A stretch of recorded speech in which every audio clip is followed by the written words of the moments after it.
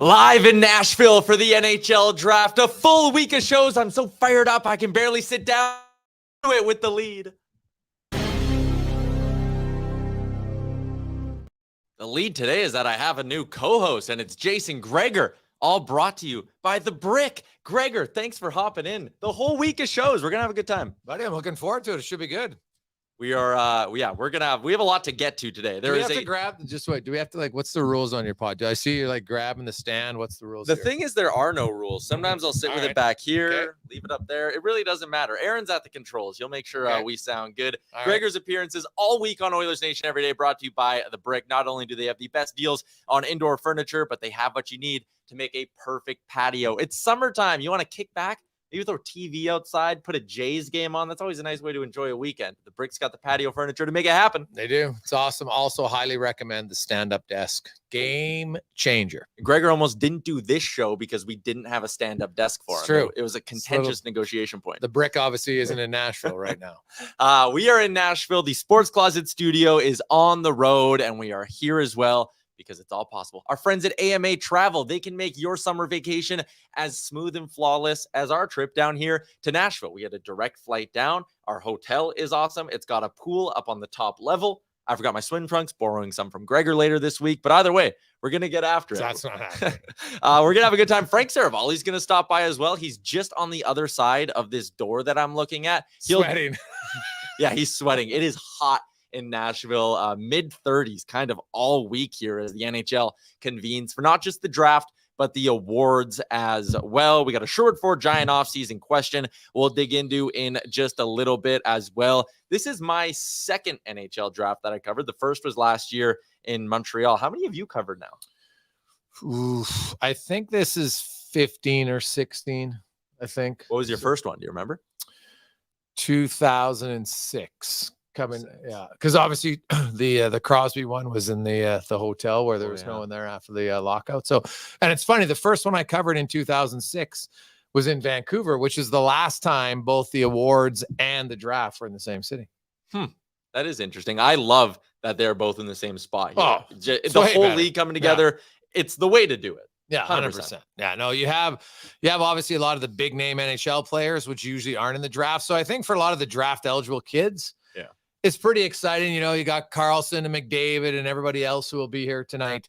That's a big deal for a lot of the young players, because I think people forget, Connor Bedard and all them, they're 17, they're 18 years of age. And, those are the guys they look up to. And all of a sudden, you get to meet them, and it's a pretty big deal. Yeah, 100%. You mentioned all the drafts you've covered throughout the years. How about this? On this date in 2015, Peter Chiarelli pulled off the big move. The Griffin Reinhart trade happened on this day 8 years ago. Were you there for that one? Oh, God, man. I still remember being like, pardon? That was like the minute that trade was made. There was not, looking back, people saying, oh, it's a good trade. Like, it was the odds of that trade being successful for Edmonton were incredibly low. And you could play the what if game for a long time, and Oiler fans, they probably don't want to bring it up. It's like ripping off a scab that's probably never fully healed, because you think of all the potential. And take out Matt Barzal, because I don't think they ever would have taken Matt Barzal. Eriksson behind Draisaitl and McDavid right now. Eriksson. What about Kyle Connor? What about Thomas Chabot? What about Travis Konecny? Like, you go Brock Besser. Like, go down the list of guys who went from the 16 spot to 25. And there was lots of really good options. Samsonov was a goaltender taken in there. So, there was a lot of really good players. And the fact that they felt that Reinhart was going to be better than not only that pick, but also the second round pick. Like, that was a real big head scratcher. Yeah, I remember at the time you were covering the draft. I was working my retail job at the moment because it was the McDavid draft. Yes. We'd gotten special approval to start selling orange McDavid gear. Like, usually you got to wait till the player plays a game for them to sell the gear and all of that. And then I remember seeing that trade come down, and Hamonic was in the rumor mill at the time. Yeah. And he ended up going to Calgary for a lesser package. But I remember when I saw the Oilers are trading 16, I was like, oh my God, they're going to get Hamonic. They're going to get someone else from the Islanders as well. I thought it was, and then you saw Reinhart and you're like, huh. All right. It was underwhelming at the time. I think a lot of people tried to look at it with like an optimistic, like, okay, 4th overall pick, needs a change of scenery, knew the Edmonton market from his junior days. It just flat out didn't work. We always joke that every big mistake the organization made before 2015, you can maybe say like Yakupov, whatever, bad trades, bad signings. It was fine because the butterfly effect, it all led to Connor McDavid.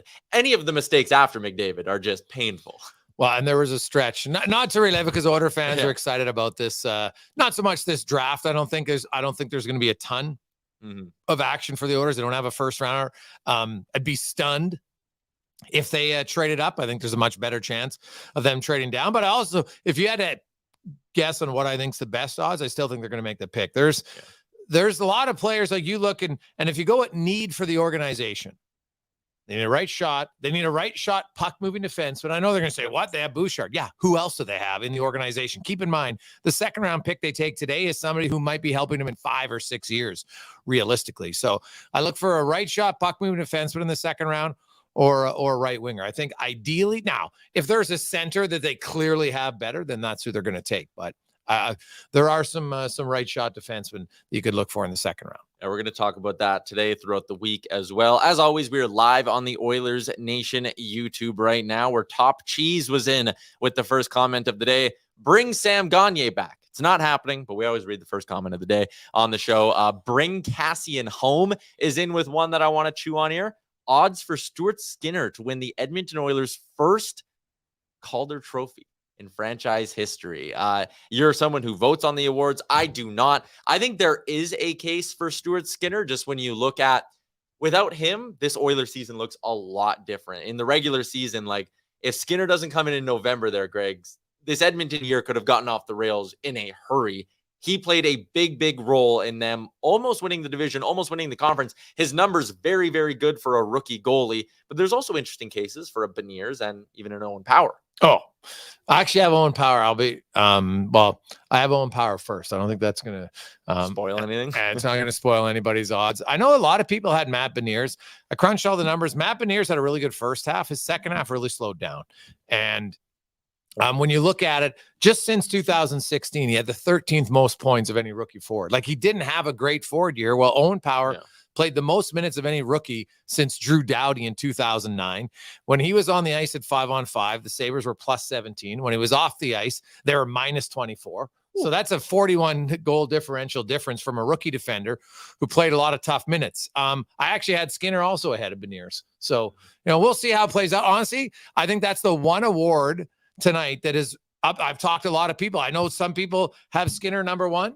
All right. Others have Beniers number one. So I don't think it's going to be a landslide victory for anybody. And this could be one of the more tightly contested Calders we've seen in a while.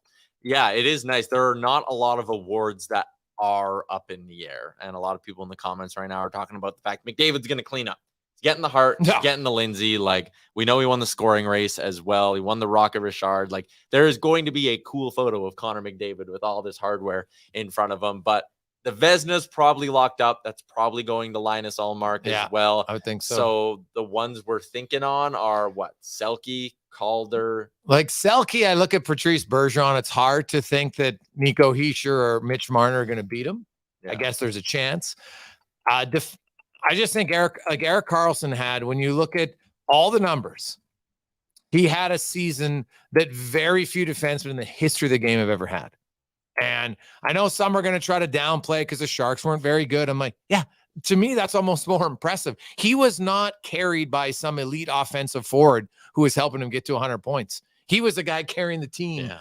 And I watch a lot of Sharks games, obviously, because of my nephew. So I can tell you that Erik Karlsson on a lot of nights, like, he was kind of a freedom fighter out there by himself. So I'd be surprised if he lost, to be honest. I'd be quite surprised. I think him and McDavid are winning. Ullmark, as you said, are winning. I think Bergeron.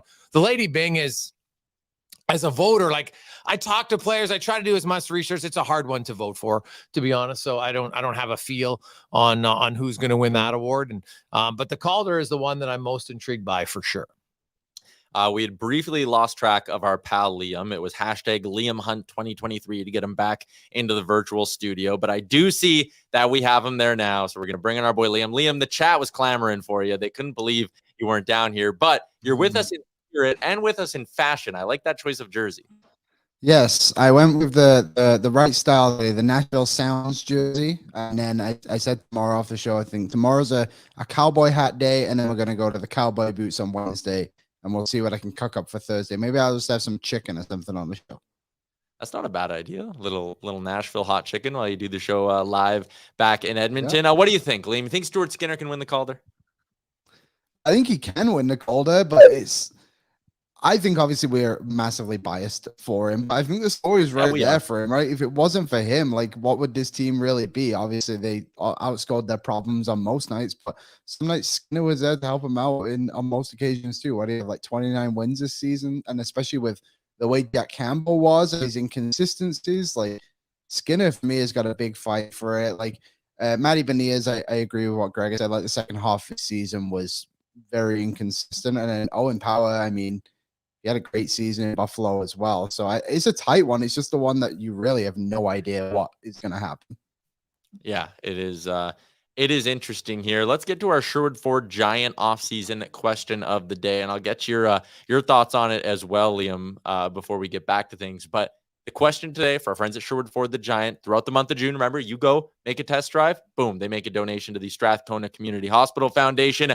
What do we see first from the Oilers this week, Liam? Is it going to be their selection of pick 56 on day 2 of the draft, or do you think we could maybe see a trade before that? If you had to bet, what do you say is move number 1 for Ken Holland in Nashville?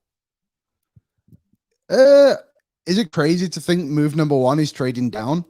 I think that could probably be more likely. Like it's either that or the Yamamoto deal. I think over them picking someone, I could see them trading down slightly to maybe early in the third, later on, I guess in the second as well, just to try and gain some more picks. So I would put my money on that. Jason, do you think we see a move before the Oilers step up to the draft table?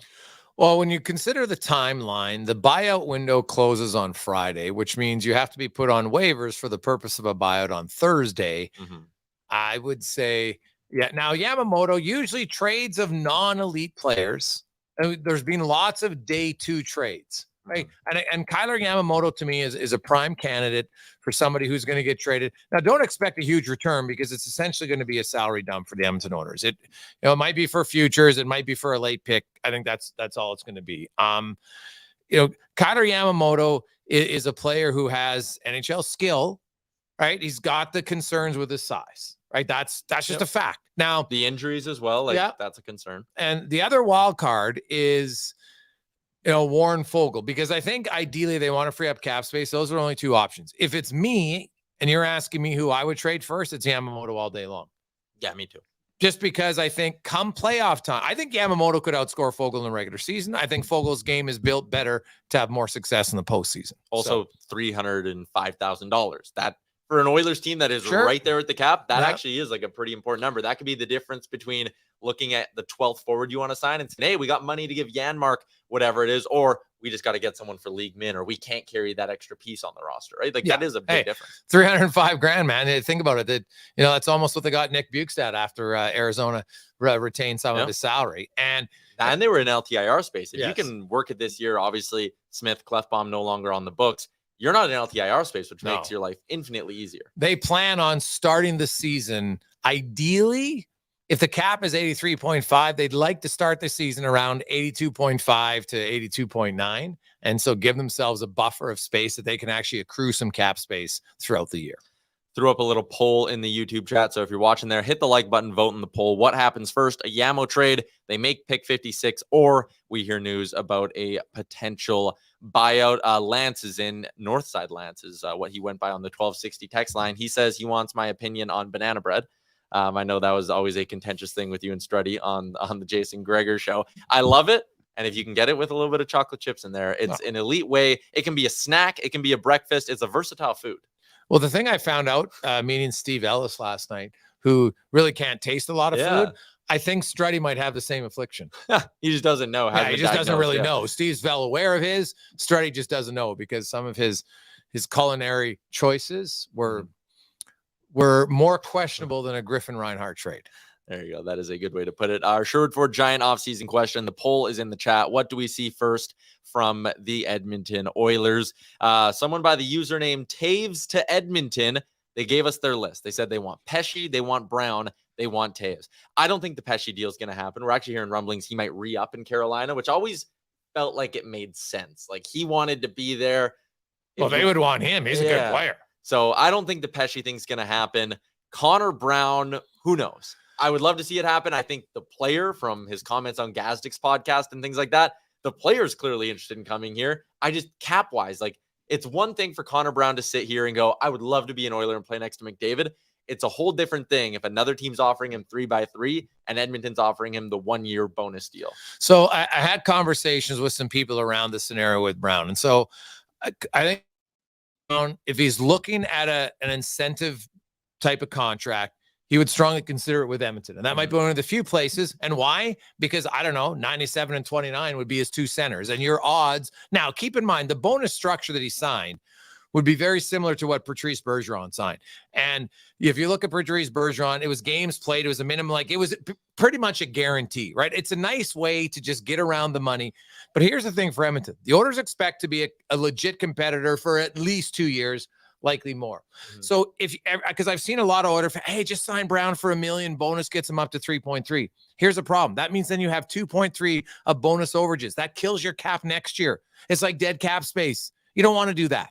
Not at all. So now you might do it for a little bit. So you try to break that in the middle and say, okay, Brown, you get a $2 million base. Yeah. So then the bonus overages are only $1 million, right? So then at least that makes a little bit more sense. I think Connor Brown, someone might offer him 3x3, but he wants to win. He knows Connor McDavid very well. And I think any player in the league, and plus if Yamamoto is traded or bought out, before, which one of the two's happening. I'll mark that down unless Fogel's dealt. There's one of the two's gone. And I think if Yamamoto's not here, Brown looks at the depth chart on the right wing and is like, okay, I got Zach Hyman. Zach Hyman. And Derek Ryan. I got Zach Hyman. Like, yeah. So it to me would make a lot of sense if he would consider it. I've been told it is something that obviously him and his agent discussed. They know the landscape, right? And it's not because Edmonton doesn't like the player. It simply comes down to cap hit. And also the benefit to Brown on a 1-year deal, cap's going to jump up significantly next year. If he knocks it out of the park, boom, if guys are offering me 3x3, I have a good year. I can easily get more next year. Maybe I'm up to 3.8 or 4. So I'm actually making more money anyway. Yeah, that's a good point. Like we've heard Frank on the DFL Rundown. New episode of that is out today as well. Yaremchuk stopped by and joined the show. You and Frank have talked a little bit about that in the past as well. Like, I don't know. It's tough. It's tough. Let's get into what the chat's saying. A lot of people talking about Karlsson. We'll get to that with our pal Frank Seravalli when he stops by as well. A lot of people asking about some of the rumors that we've been hearing over the last 48 hours, Gregor. And there is some news we've gotten, but definitely the juicier nuggets are the things that haven't come to fruition. We had Kevin Hayes to St. Louis, which felt like it was going to happen. And then Torrey Krug, no trade clause. Things seem to have fallen apart. Pierre-Luc is the one that I want to talk about because it affects the Oilers in the Pacific Division.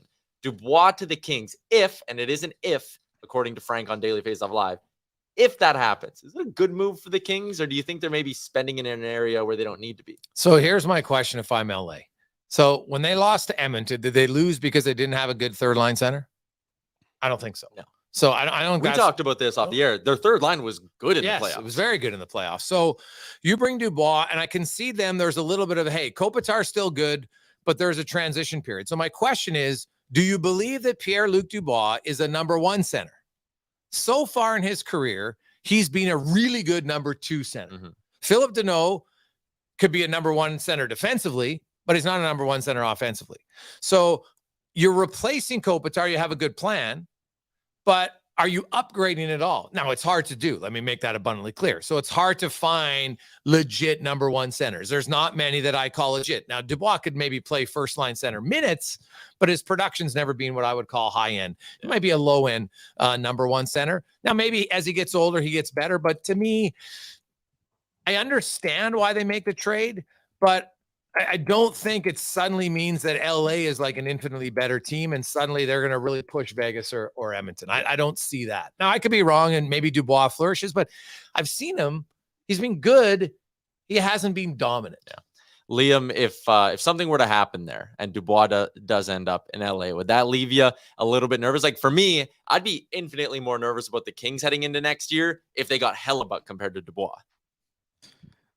Yeah, that's probably fair. I just wonder, like, is Dubois going to re-sign there? Has there been rumors about that? Because he's in Montreal hanging out with Cole Caulfield and then Savard at the Formula One. Like, he's making it very abundantly clear that he wants to be literally nowhere else but Montreal. So I just wonder what this trade would even be surrounding it. But yeah, I think the Kings have shown this summer already they want to be aggressive and they want to compete even more in the Pacific Division and not get knocked out by the Edmonton Oilers again in the first round. But if you can add a Connor Hellebuck over a Pierre-Luc Dubois compared to what you already have at the center position, then yeah, I think that's a way better upgrade for the LA Kings.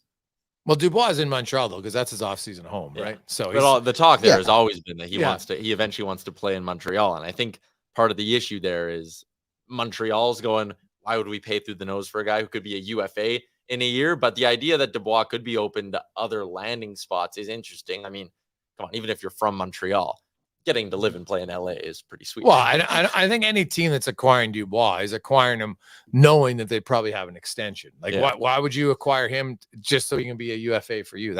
And if you do that, you're definitely not giving up Gabe Velarde and other pieces that have been rumored. That wouldn't make any sense to me. All right, Frank Seravalli is here. He is ready to rock, and it is all brought to you by Star Mechanical and starmechanical.ca. Stick with us for a few seconds here. We'll be right back with Frank Seravalli.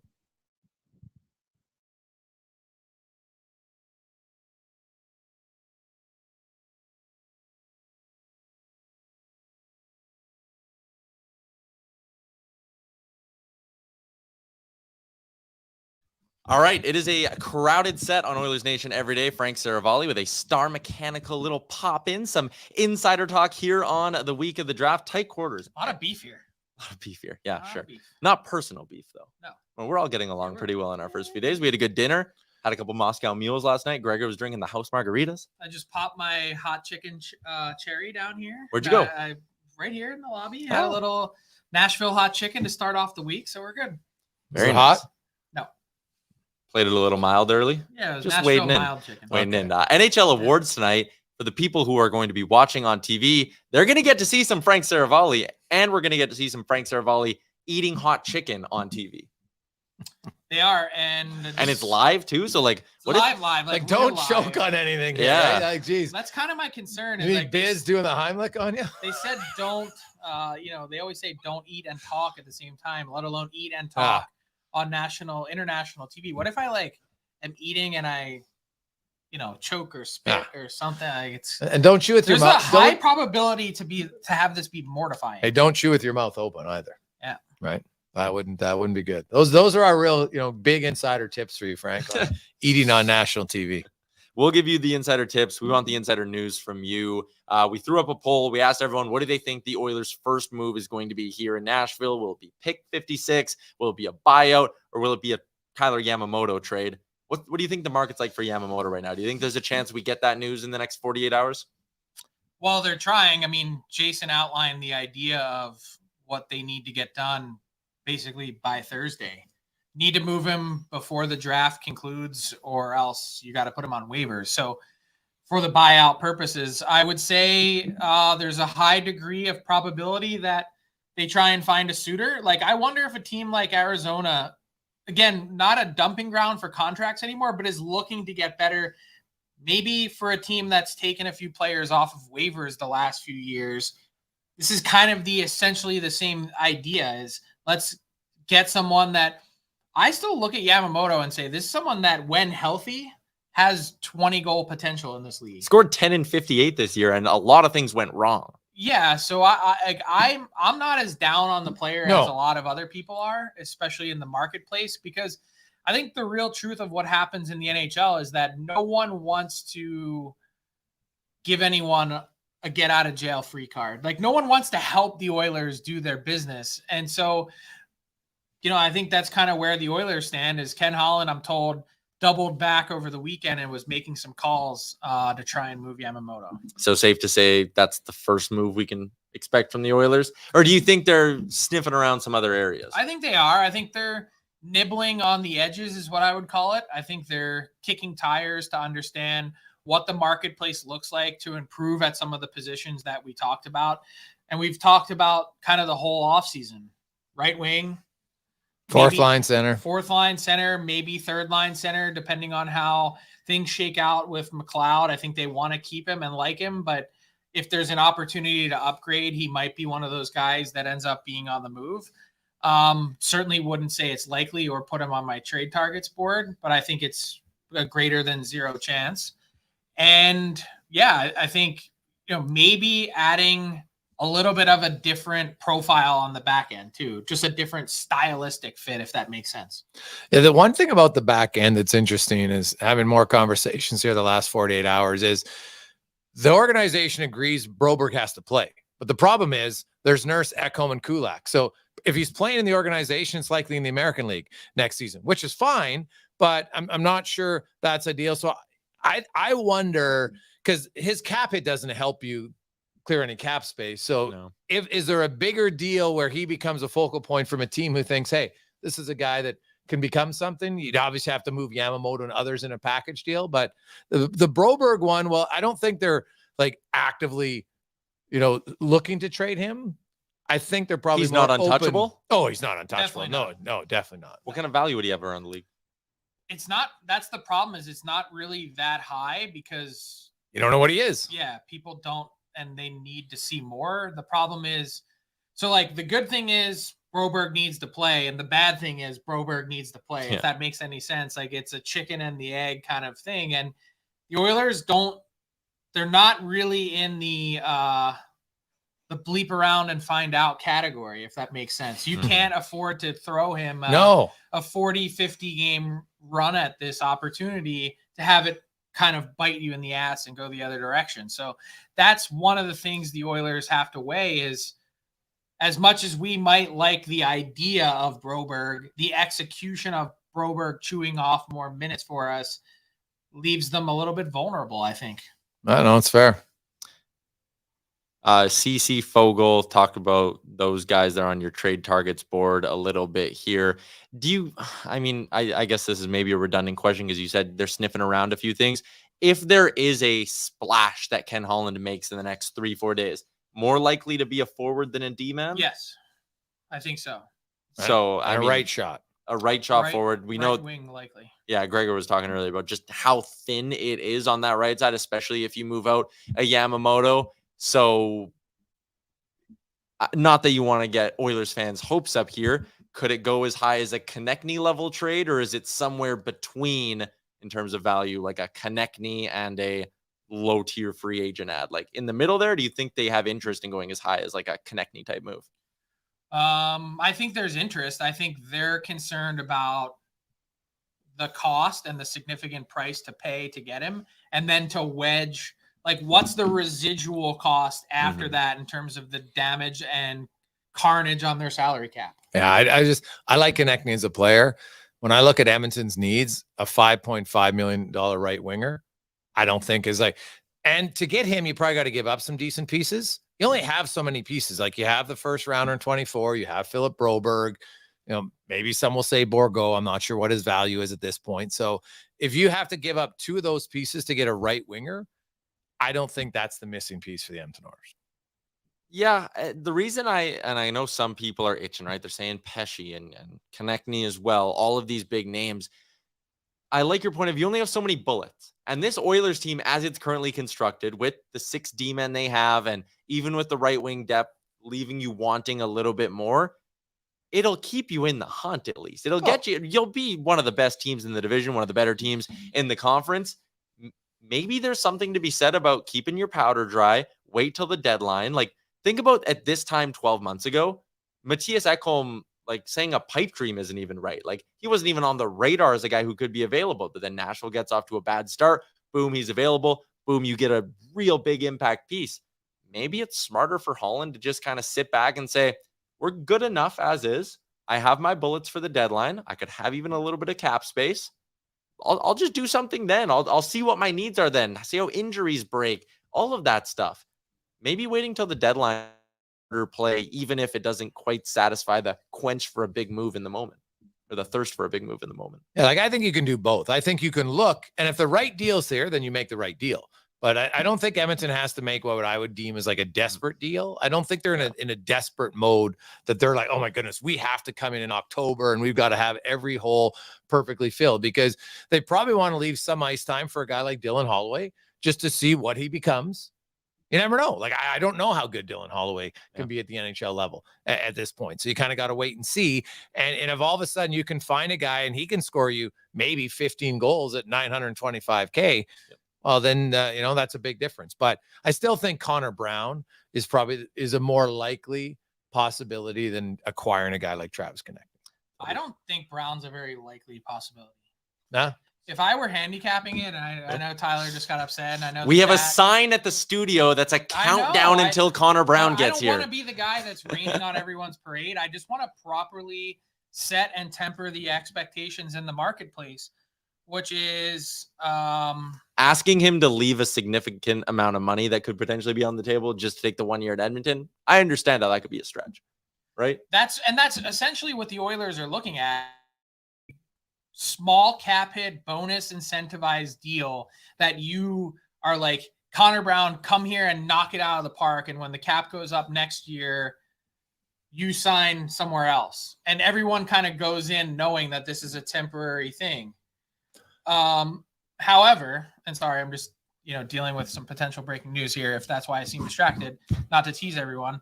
But the other part of this is there are enough teams out there that really like Connor Brown that want to get him and are willing to pay him a 3 or a 4 year deal times 3.5 or $4 million, whatever the number might be.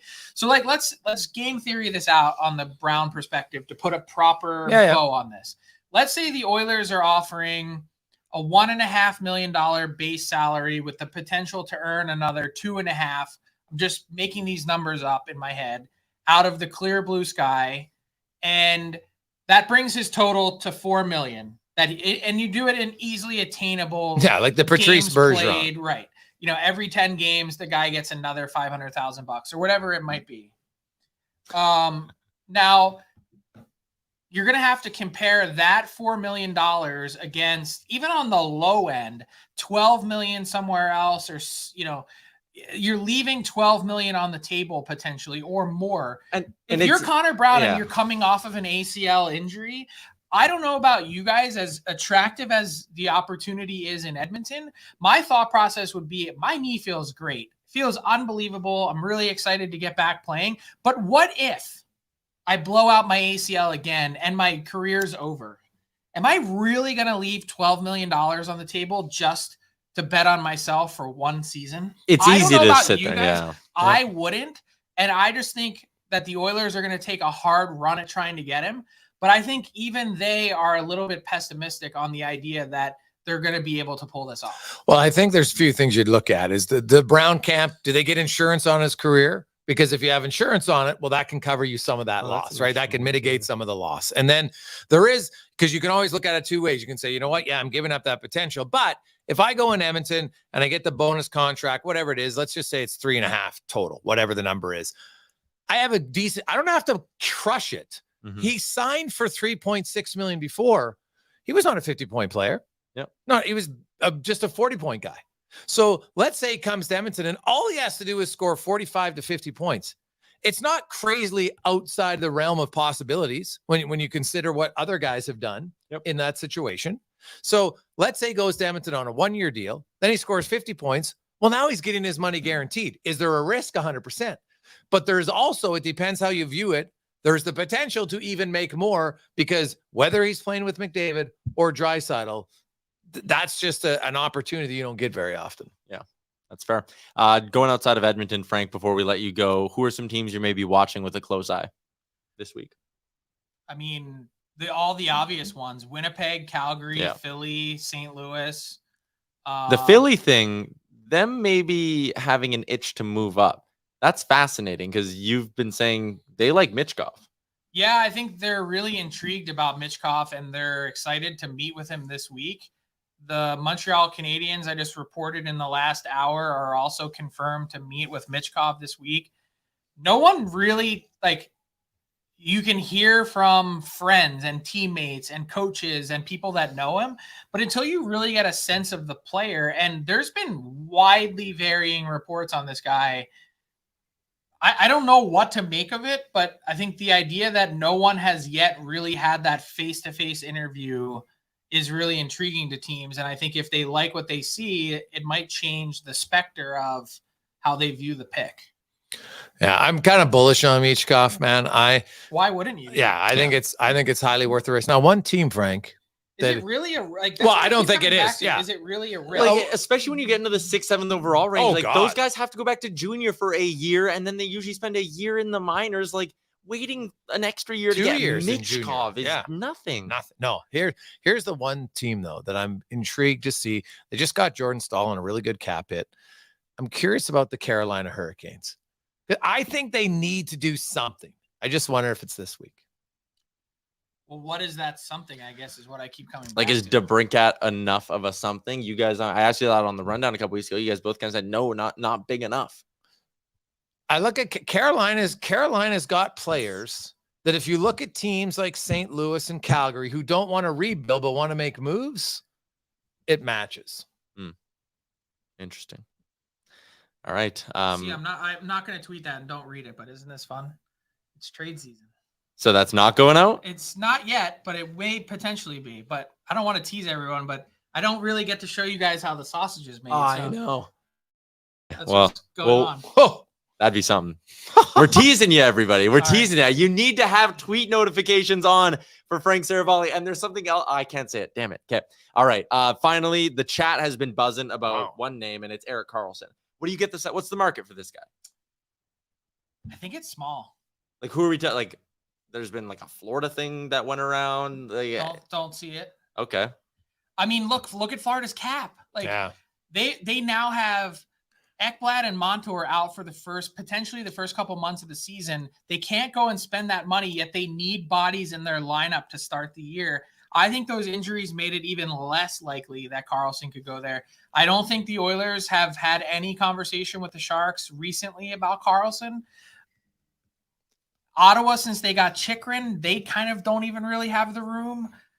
Like the one team I can kind of come up with is maybe the Washington Capitals, but they've already got John Karlsson running their power play. Like, I love the idea of Erik Karlsson wanting to go to a contender. I don't see realistic fits as to like how they can pull it off. Well, a lot of it will depend on how much they're willing to eat to cap wise. Because like I'll say this, if you're a team and all of a sudden the Sharks are, even if you get them at 6.5, so they're eating like $5 million, let's say, and obviously I think that'd be crazy for them, but let's just say that as a $6.5 million, like imagine if he was a free agent, would he sign for $6.5 million this summer? Without question for 4 years. So I actually think there's quite a bit of value in Erik Karlsson. Now I'm admittedly bullish on him. I knew his health issues, and now he's completely healthy. He's a different player. He was dominant. If you even go back and look at the last 25 games last year when he was healthy, look how good he played. Obviously, I guess there's a risk because of his previous history and injuries, but is there also a risk that this one season was just an outlier? Well, yeah, and I don't think he has to score 100 points. Heck, if he's an 80-point guy, he's good. Because the Sharks were so bad and because their risk profile was non-existent, that they didn't care what he did. They're like, go do whatever it is. Like, go do something. It's like kind of like me with my kids when I'm like, just go do something. When you don't have any other direction, any needs, like you're not winning games, your forward group struggles to score. They're over reliant on him. And I think part of the problem is then now taking this guy and plugging him into a system that's predicated on playing some kind of defense. Don't you think that's problematic? Yeah, I watched a lot of the Sharks games. I didn't. Well, there was days where I questioned what their defensive system was. I just want to say that. But I think Karlsson, with his skill set and his ability to, you know what, is he going to be on the ice for some goals against? 100%. So was Cale Makar. Look when Colorado won the Stanley Cup. Look at the third and fourth rounds and see how many goals they were on. When you play against the best players, you're going to get scored on. It's just a fact. I don't care who you are. Now Bergeron's maybe an exception, but the point is, I look at Erik Karlsson. I think there's lots of teams where if you can fit him in cap wise, he makes your team way better. Okay, so I love game theorying this out because I do this all the time on the phone. These are what my conversations are actually like with people. So let's say that you found someone that can find $5.5 million of space for Erik Karlsson. Then what are you sending the Sharks? Well, that's the big question, right? Is what do the Shark? You're probably looking at a first rounder for sure. Okay. Right, for next year, which we're looking for 3. Yeah. And that was for only retaining 20%. Yeah, so now you're trying to get them from 20 to 50. But here's the thing. What you're asking for is always different than what you get. Ask any married person in the world. You always ask for stuff, doesn't mean you're going to get it. I want a trio of Swedish supermodels. Yeah. But like, that's not going to happen. Sure. It's not right. Well, it's very true. I look at there's lots of teams that will. I want to be a size 32 waist. Come on. Well, that is possible if you want to, but that takes a lot of work. So just go walk around in Nashville for a little bit. You'll sweat it out by the time we're out here. Just wear a garbage bag. Yeah. We'll pay $100 to walk back to the hotel with a garbage bag on and see what happens. We'll have to stop with a gurney halfway as we passed out on this. It's really hot. It's like 32 degrees. It's already. But I look at. So what are you giving the Sharks that makes it worth their while to retain? If you're set, you want draft picks and you want some prospects, and you're going to have to give them some guys off of your team that have 1 or 2 years left in salary, just because you got to make it work. Yeah. Okay, so like let's say it's the Oilers, and let's say you're giving up a first-round pick, and since we just had this conversation, Broberg and something else. See, I think the only way, and I'm not saying this is going to happen, but I'm just saying if I'm realistic. You probably the only way you're doing it is if you're moving Evan Bouchard out because someone gave him a big offer sheet and now you've got the space, right? And then you look, because I'm not sure if Edmonton's defense needs Karlsson and Bouchard. I don't think it makes sense. So, but if if Karlsson's getting retained down to 7.5 and you're letting Bouchard go, but he's going to be a $3 million player at least minimum. Yeah, I just then it would probably be Yamamoto because he's got 1 year left on his deal, right? Then you'd add in probably someone else, the draft pick, and away you go. But you'd have to be giving them back at least $6 million on it. Now, Karlsson has that for 4 years. You'd be giving them players that probably have $6 million on a 1 year left, right? Like maybe it's Fogle and Yamamoto. I'm not saying this is happening because I don't think Edmonton's in, but we're just spitballing here for one team. I don't want Oilers fans to freak out. I'm not saying it's going to happen. I think it's really unlikely. Not to Edmonton. I would agree wholeheartedly. I think it's really unlikely.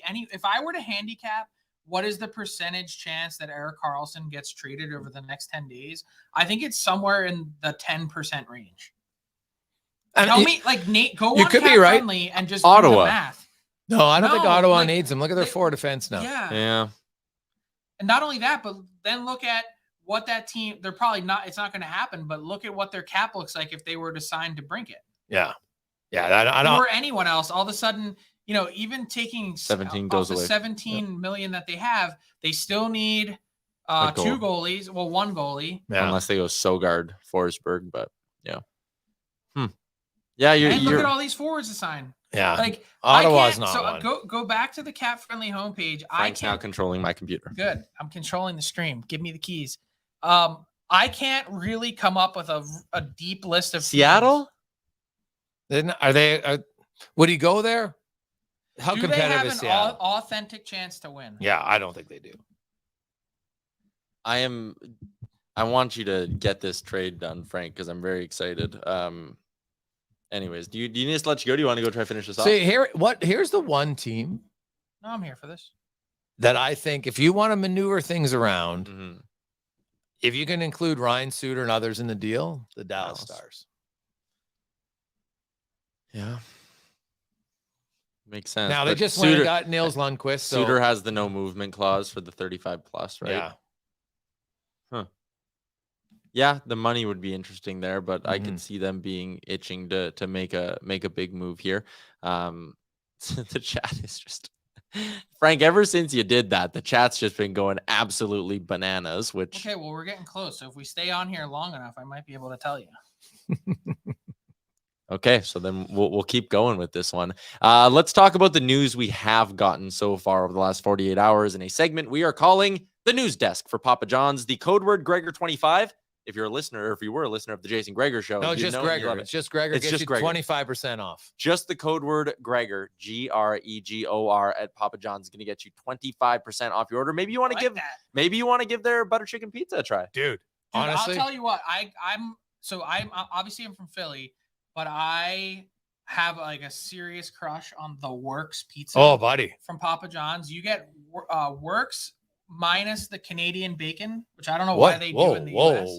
Got to take that off. Get rid of the Canadian bacon. Jeez, are you like Ellis? Do you not have a palate that works all of a sudden? Canadian bacon's unreal. No, but they got sausage and it's peppers great. And whatever else. It's But- pepperoni. But I'll tell you, the new butter chicken, and it's got, and I don't like hot stuff, but it has jalapenos that aren't hot, but the flavor mix on the new butter chicken, and it's like $19.99. So do the math, 25% off. It's basically $15. Yeah, basically. And just use the promo code Gregor before you order. And when you go to papajohns.ca, it's I guarantee you to try it. If you like to try things like Liam, who likes to try everything, if he had it once, he'd become addicted. There you go. Gregor is the code word to use at Papa John's. The news desk right now, like I said, a little bit quiet. Couple of moves from the weekend, though. Sean Dursey. Hold on. We'll get there. Go ahead. Keep going. Keep recapping. I think we're going to have something. Oh, man, I want you to do it so bad. All right. Dursey to Arizona. Things that sound dirty, but I know. Yeah, I knew you were going to tee me up for that. Dursey to Arizona is interesting. I think it kind of does show that this Arizona team is ready to start buying. I think I'm not, you know what? It's one good move. I agree. They didn't give up a lot. You gave up a second rounder. Dursey's a legit NHLer. There's no question about that. I would need to see multiple moves before I'm ready to commit that suddenly the Arizona Coyotes. Now, I do believe there's lots of pressure on that team. If they want to stay in their market, they need to show some people that, okay, we're serious. We're not just going to be playing out of a college barn. We're not just going to be accruing guys on LTIR so we can get to the cap floor and not play any of our actual players who are playing the game that the fans pay money to go see. It can't happen anymore. So this is one step, but I would need to see probably like 3 more before I'd believe it that, okay, they're trying to actually become competitive. I think they could take this kind of move like the Dursey one and almost like rinse and repeat it for a forward or 2 of that same level, right? Like a young guy who an organization for whatever reason and whatever the circumstance is open to moving. Like they're not shopping in the DeBrincat area. They're not in that aisle. What's your saying, Frank? They got Gucci. Do you send it? Yep. Breaking news. Hit it, Frank. Let's go. Okay, so the Boston Bruins are working on a deal that this is interesting for the Oilers Nation audience, will ultimately include sending Taylor Hall to the Chicago Blackhawks. Waiting on some more details. Trade is not done yet, but certainly something that is well down the track. And the Blackhawks we've mentioned, you talked about them right off the top of the show, one of the destinations that would be in the business of taking on some expensive contracts from other teams. And we've talked before about the idea of the Bruins needing to clear out some cap space. So I think there's more components to this deal, but Taylor Hall expected to be at the forefront. And since we're on NHL Awards Day itself, I think 2018 Hart Trophy winner appears to be on the move. So tough spot for Taylor Hall to be in, going from a contending team in the Boston Bruins to a team that's rebuilding in the Chicago Blackhawks, but probably a pretty exciting idea to have a chance to play with someone like Connor Bedard next year. Yeah, Taylor Hall, 2 more years at $6 million on the cap. This is one you guys like to roast, the AMA Travel Trade Machine. This was actually one of the predictions last week. Come on. I want Aaron to pull up the graphic, but this was one of our predictions last week because it just made sense from the perspective of you're Chicago. You need to have talent there. You cannot just run him out there with like, no disrespect, but like Jujhar Khaira being high up in your depth chart. That can't happen when you have Connor Bedard. And not that they're going to push to be a playoff team next year, but getting a guy like Hall, a veteran who even like from on a personal level has gone through the experience of being a first overall pick, has gone through the rebuilds in Edmonton. I think this is just a slam dunk fit for the Hawks. As our guy Bagged Milk just said, does this mean that because they're getting Hall that they're going to win the draft lottery again next year? That's also part of it. Well, I think the streak ended though, so might have to start over, right? Yeah. Because he wasn't part of the organization that won this year. Yeah, but as long as he's in the mix, he wins. Yeah, he wasn't in the mix. If he's in the mix, maybe he wins. Interesting stuff. That would be crazy, by the way. Taylor Hall going to Chicago, Frank Seravalli breaking it right now while we were doing the Papa John's news desk as well. Everything lined up very nicely right there. I wasn't that's exactly what I just showed you guys. Yeah, it was. So I wasn't teasing. I just said it wasn't ready yet. So guys, sometimes you gotta let things. This is how the sausage is made. You gotta let things percolate a little bit. This is why I never say anything when we're doing these shows, and I see you sitting like this. Yeah, I know. Never. I know to let him cook. This guy. It's the old saying, hold up, let him cook. Frank Seravalli breaking the news live on the show. What else for Chicago do you think? Also, here's another one. from Boston's perspective, if you just got clean out of $6 million, Orlov, Bertuzzi, where are they dancing? Yeah, see, Bertuzzi's an interesting one to me. I think they like him there. I think he likes it there as well. I think there's some intrigue for him to want to test the free agent market. Orlov, to me, it's going to be about term. Like, I like Dmitry Orlov a lot as a defenseman, but how much term would he get on the open market? Because if he wants to stay in a competitive team, how many competitive teams are there that have the cap space to go out and get him? So, like, I'm intrigued about him. If I was Boston, like Boston, you know what? I would argue they need a center more than they need either one of those two, right? Like, who is their center is going to be in Boston next year if Krejci and Bergeron don't return? I might play. Well, we have Pavel Zacha, Charlie Coyle, yeah, and teach David Pasternak how to win draws. I don't know. They would have to do something. Pasternak's not playing center. I know. But I think that kind of outlines the point, though. Like, the Bruins are in need of some major surgery. Oh, 100%. And they got 4.5 dead cap space because of bonus overages. Yeah. Question in here on the YouTube chat before we let you go, Frank. The Calgary Flames, we're expecting them to be pretty busy over the next couple of days. Oilers fans have been loving the idea of Tyler Toffoli because fit-wise, he kind of is exactly what they'd be looking for, right? The cap hit is somewhat manageable. He scores a ton of goals, but that won't happen, it's just right? so unholy to even think about. It's like, but Lucic for Neil, there was the Brossoit trade back in the day. It's like the having Steos dirty deal. thoughts in church. Like, Okay, you can't go there. Yeah, I don't see it. If he played for any other team, we'd be talking about him as a legitimate option. But at 4.25, I don't think he is. I think the cap hit's too high for Edmonton. Yamo went out. Yeah, maybe. Right. Even if Yamamoto goes out, if I'm the Edmonton Oilers, I think getting a $4 million winger is not priority number one. Sergeant Battle and D White want to know the odds. They shouldn't get their hopes up for what? For Toffoli. Just don't even start thinking about it. Don't daydream. It's like a 1% chance. I'd say there's a better chance that Frank is walking back and forth every day to our hotel in Nashville. No. I already want to burn my clothes. Like, I actually need to get through the week. I brought a carry-on. I didn't check a bag. Can't check a bag. No. Well, Tyler except Tyler. I have so many. It's insane. Yeah. But anyways, all ended up working out. And I'm lucky I got our Tyler's intern. Like traveling with your mom. He's got shoes and makeup. I have one pair of shoes. I didn't even bring dress shoes. I'm just rocking and these everywhere we go. Really? Oh, yeah. They're nice shoes. That's kind of a 3 thing. bags. Can you do that again? How can you not fit a pair of running shoes or dress shoes in one of those other 3 light bags? Frank, first looks free. The rest you got to pay for when it comes to those bad boys. No free. Because Gregor, I have there's like 4 backdrops. These are like coming. But there's not. You couldn't just slide in a pair of dress shoes in one of those bags. Not at all. Really? I had the one big red bag and I was sitting there in my basement measuring it out, like weighing it because I knew it couldn't be more than 50. And those other 2 bags don't have a lot of space in them. So I was like moving things back and forth. It was intense. All right, Frank, we'll let you go because we kept you for long enough, almost 40 minutes here. And this is what it's all about. If you can't have fun doing this, wedge in some time for ON every day. Why are you even living? All right, there you go. Frank Seravalli for ON Everyday. We got a new trade machine coming up, but we'll be right back.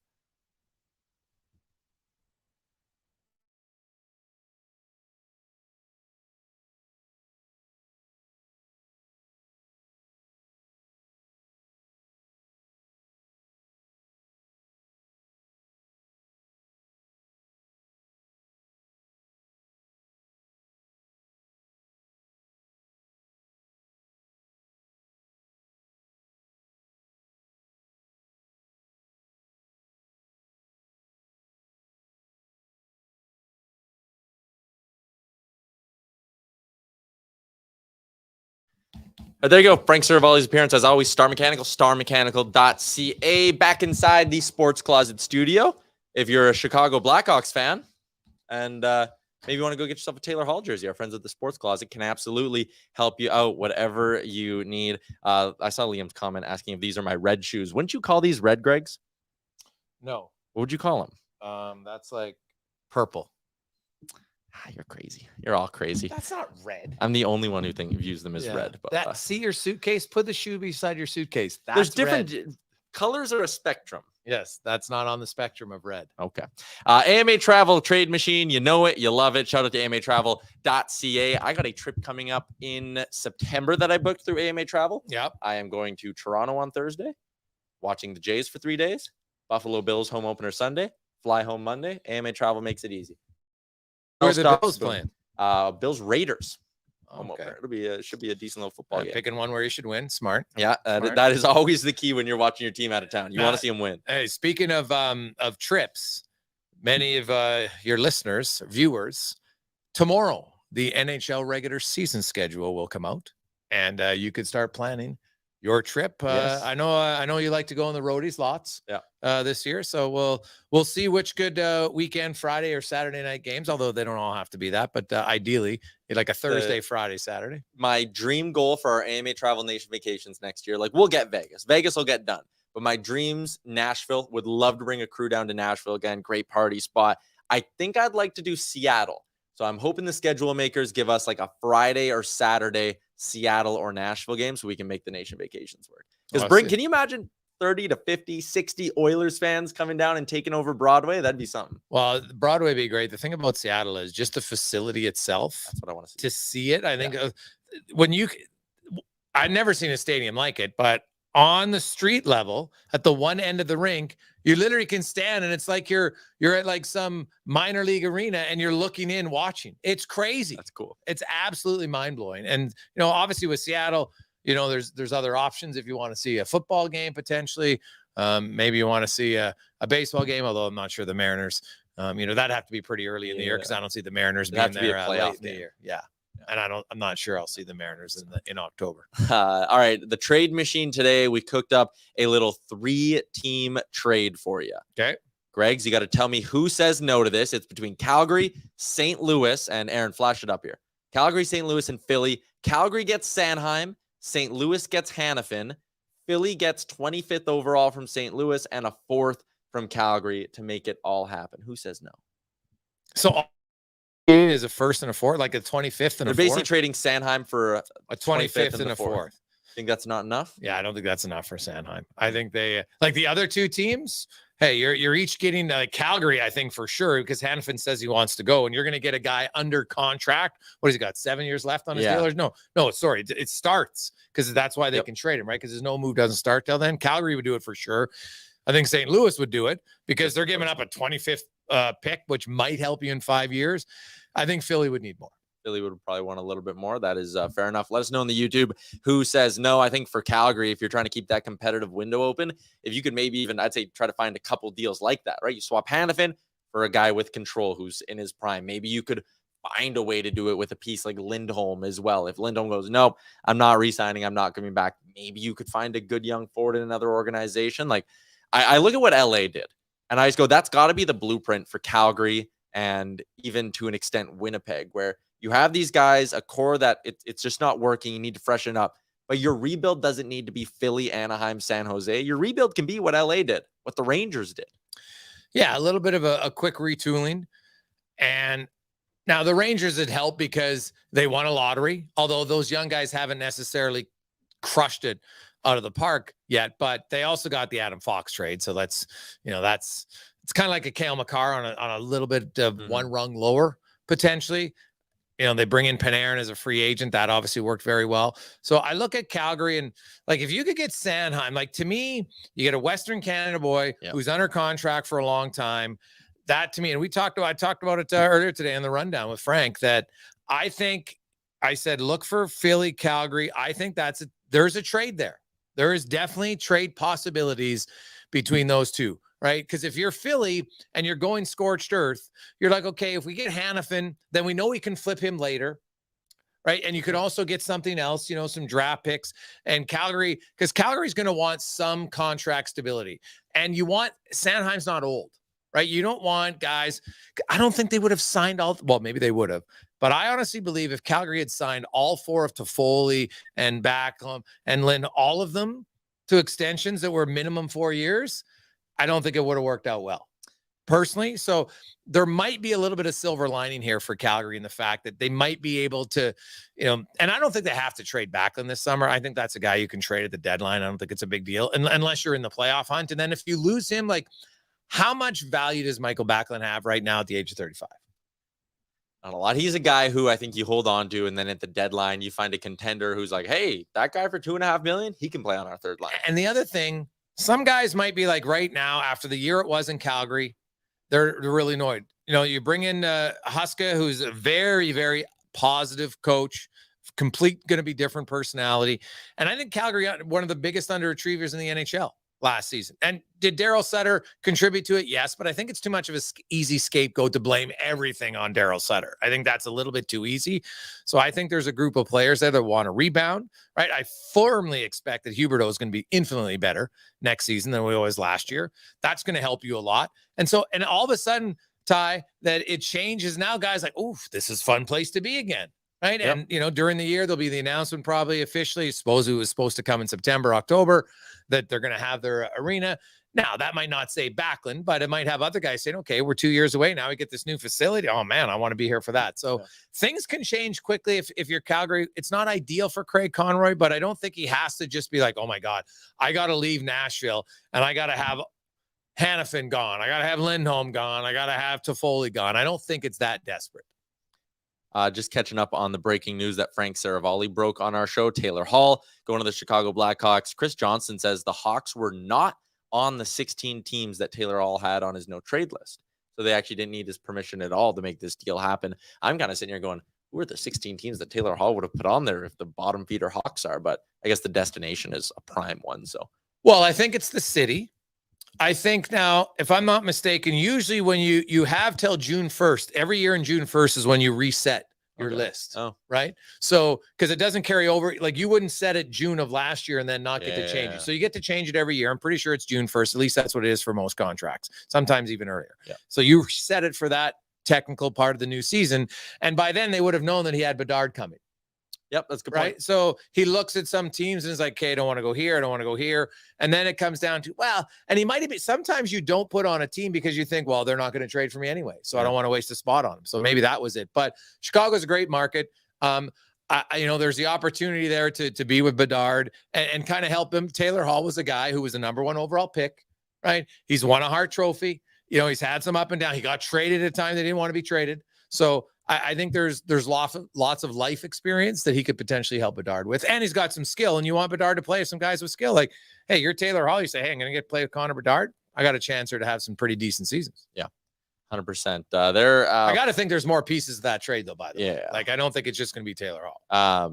Actually, Darren Gregor is reporting that the UFA rights to Nick Foligno are included in this one. So Darren Gregor is sending that out there right now. So there you go. The UFA rights? Yeah, he's a pending UFA. I thought he had term left, but he doesn't. Well, that's an interesting part. Like, he doesn't count on you. That's an interesting one, I guess. Yeah. Now, Foligno, I'll say this. If you're a rebuilding organization like Chicago is, Nick Foligno is one of the greatest human beings you will find in the league. Like a genuine good guy. So if you're trying to rebuild your organization and you want to have good quality people, then that's a guy, because it's not just about winning right now. I don't think they're there yet. So they're like, we got to have guys with the right attitude. Nick Foligno, you get his UFA rights. You obviously, you probably talk to him now to say, hey, maybe you want to come here. Now, maybe at his stage of his career, he's like, you know what? No. I'm going to sign for less and be in a competitive team. But at least Chicago, that's probably like a small throw-in part of the trade, because what are we talking about? 5 days to negotiate with him exclusively? Yeah. I think we're having some video difficulties, but everyone can apparently still hear. We've gone more than an hour. That's my computer telling me that we've been doing too much work here. Quickly, a Betway other sports report. There's nothing going on. There's like 6 major league games today, and that is about it. But the Jays are back in action tomorrow. And on tomorrow's show, we're going to break down some draft pick bets that are available on Betway as well. 19 plus, please play responsibly. Jason Gregor, his appearance brought to you by The Brick. Go check out what they have to bring your outdoor space to the next level and help you get the perfect patio, outdoor dining, conversations, sectional sets, barbecues, outdoor TVs, all of it at the Brick. And Papa John's, code word Gregor is what you're going to want to use there. Greg's 25% off papajohns.ca. There you go. Sherwood Ford, Star Mechanical, AMA Travel, who brought us down here or brought me down here to Nashville, and the Sports Closet Studio. Thanks everyone for tuning in. See you tomorrow, noon Mountain Time.